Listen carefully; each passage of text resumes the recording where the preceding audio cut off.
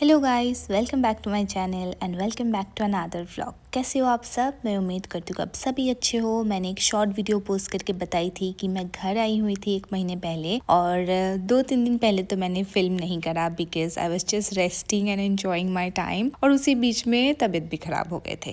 पर फिर फाइनली मैंने सोचा आज एक छोटी सी व्लॉग मैं फिल्म कर ही लेती हूँ, और फाइनली मैंने एडिट करके आज पोस्ट भी कर दिया। देखो, पेनी आई थी यहाँ पे, बिस्किट खिला रही थी मैं उसको उठने के बाद। सुबह जल्दी उठ गई थी पेनी, मुझे बहुत ज़्यादा आलस आ रही थी इसलिए मैं थोड़ी लेट उठी, और यहाँ पे बिस्किट खाने के बाद उसको मैं से थोड़ा सा प्यार करी हूँ। क्योंकि आप पेनी को देखना चाहते थे तो मैं कोशिश की कि जितना ज़्यादा हो सके मैं उसको दिखाऊं, और ये हम करते रहते हैं because Penney is very soft और इतनी अच्छी है कि जितना देर हम उससे प्यार करते हैं उतनी देर बैठी होती है हमारे पास, बिल्कुल भी बदमाशी नहीं करती है। और मम्मी जो सुबह चाय बना के देती है, ये पी के तो अलग ही मतलब सुकून मिलती है मुझे। अबू धाबी में भी हम चाय पीते हैं, आप देखे होंगे, पर समहाउ मैं अपने हाथों के टेस्ट से थोड़ी सी ऐसे बोर्ड हो गई हूँ अभी। इवन खाने में भी जो मैं खाना बनाती हूँ वो कुछ सेम टेस्ट करता है, एंड अभी मैं उससे थोड़ी सी बोर्ड हो गई हूँ। ऐसा कभी कभी क्रेव करती हूँ मैं कि कोई और बना दे। मम्मी ऐसा कहती थी, पता है, जब हम छोटे होते हैं हमको घर के कामों में बहुत ज्यादा इंटरेस्ट होती है ना। मुझे याद है, मुझे झाड़ू पोछा ये सब देख के भी करने को मन करता था। और फिर मैं जब 10th-11th स्टैंडर्ड में थी, मैंने मम्मी से ऐसे चिकन बनाना सीखा था। That was the first thing I learned. और पहले तो मम्मी बहुत हेल्प करती थी, और फिर धीरे धीरे करके मैं खुद से बनाना सीख गई थी। तो जब मैं खुद से सीख गई थी बनाना, तो मम्मी कभी कभार बोलती थी कि मैं सब कुछ ये काट कूट के देती हूँ और तुम बना दो, क्योंकि मम्मी को अपने हाथों के जो टेस्ट है उससे ऐसे बोर फील होता था। और मम्मी कहती भी थी, पर समझ नहीं आता था तब मुझे कि ये क्या होती है, मतलब मैं भी बनाऊंगी वो तो सेम ही बनेगा, पर नहीं बनती है सेम। और अपने हाथों का भी एक टेस्ट होती है, जिससे अगर आप रोज़ खा रहे हो अपने हाथों का बना हुआ खाना तो आपको बोर लगती है। फिर अगर आप भी ऐसे कुछ महसूस करते हो तो आप मुझे कमेंट सेक्शन में ज़रूर से बताना। देखो, फिर यहाँ पे पेनी जा रही थी घूमने के लिए, क्योंकि 1-2 दिन से नहीं लेके गए थे, पापा बिजी थे और मैं भी नहीं लेके जा पाती क्योंकि तबीयत ख़राब था, तो इसलिए पापा ही ले गए उसको आज। तो वो चली गई खुद से कि मुझे तो जाना है। मेरी तबीयत इस समय भी काफ़ी ख़राब थे। I started to take medicine also, और यहाँ पे मैं धूप में रोज़ ही खड़ी रहती हूँ। आज फिर मैंने सोचा आज तो शैम्पू करना ही पड़ेगा। मैं यूजुअली रात को थोड़ा सा ऑयल लगा लेती हूँ अगर मुझे ऑयल अप्लाई करना है तो, पर क्योंकि सर्दी लगी है तो मैंने सोचा नहीं अभी लगाऊंगी, आधे घंटे रखने के बाद फिर शैम्पू कर लूँगी। मैं यहाँ पे अप्लाई कर रही थी मास्टर्ड ऑयल। आप कोई भी ऑयल अप्लाई कर सकते हो जो आपको सूट करे। कोकोनट ऑयल भी अच्छी होती है, पर मुझे बस पता नहीं क्यों लगता है कि उससे ठंड लग जाएगी, और मे भी गलतफहमी है, पर अभी मैं रिस्क नहीं ले सकती, इसलिए मैंने मास्टर्ड ऑयल ही अप्लाई कर लिया था। और एंड में अप्लाई करने की ज़रूरत एक्चुअली में नहीं है, क्योंकि मैंने देखा है जब मैं ऐसे लेंथ पर ज़्यादा ऑयल अप्लाई करती हूँ मेरे बाल थोड़े ज़्यादा रफ होते हैं फॉर सम रीज़न, पर आज मैंने अप्लाई कर लिया था। फिर यहाँ पे मैं पी रही थी coconut water because I started having a lot of medicines.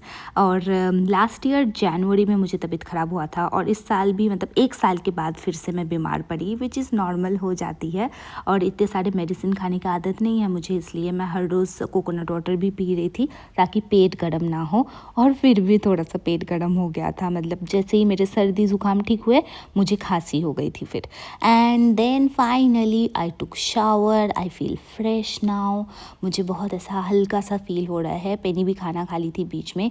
ये मोरोकन ऑयल का एक सेरम है जो मैं यूज़ करती हूँ। इसके ये छोटे डब्बे मुझे बड़े डब्बे के साथ फ्री में मिला था, और इसी में मैं रिफ़िल करती रहती हूँ जब मैं लेओवर के लिए जाती हूँ, नहीं तो मैं घर आती हूँ तो ये छोटे वाले डब्बे में कैरी करती हूँ। मैं डेडिकेटेड वीडियो तो नहीं बना पा रही हूँ, पर शॉर्ट में अगर मैं आपको अपना हेयर केयर बता दूँ तो इतना ही है। मैं शैम्पू करने से पहले ऑयल अप्लाई कर लेती हूँ हाफ एन आवर 1 घंटे के लिए। अगर आपके लिए पॉसिबल है तो आप रात को भी अप्लाई कर सकते हो। अगर आपको सर्दी लगती है तो फिर आप 1 घंटे पहले भी अप्लाई करोगे तो चलेगा। फिर आप अपने मनपसंद शैम्पू यूज़ करके हेयर वॉश कर सकते हो। मेक श्योर कि स्कैल्प को आप अच्छे से क्लीन करो, क्योंकि ऑयल लगाए होते हो तो थोड़ा घिस घिस के क्लीन करना पड़ेगा।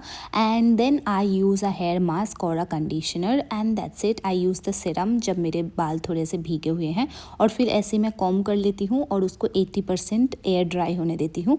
फिर 20% जो बची रहती है अंदर अंदर उसको मैं ब्लो ड्राई कर लेती हूँ। That's it. अगर सेट करना रहता तो मैंने लास्ट वीडियो में जैसे दिखाया था वैसे मैं कभी कभार सेट करती हूँ, पर वो हमेशा नहीं करती। कभी कभार करती हूँ, कभी कभार मैं ऐसे ही छोड़ देती हूँ। और फिर बालों का गिरना या नए ग्रोथ के लिए मैं एक हेयर ग्रोथ सीरम यूज़ करती हूँ जो नए ग्रोथ में भी हेल्प करता है और बालों का गिरना भी थोड़ा हद तक कम करता है। मार्केट में वैसे हेयर ग्रोथ सीरम बहुत सारे ब्रांड के अवेलेबल है। ये बस 3 इंग्रेडिएंट्स देख लेना, कोई भी ब्रांड में अगर मिल जाए तो आप वो हेयर सीरम ले सकते हो। And this is my hair after just like blow drying and 80% air dry. इसमें मैंने कुछ भी सेट नहीं करे हैं बालों को, और आजकल मैं वैसे सेट करती हूँ जैसे हेयर ड्रायर और उस कॉम के साथ करते जिसको ब्लो ड्राई कहते हैं।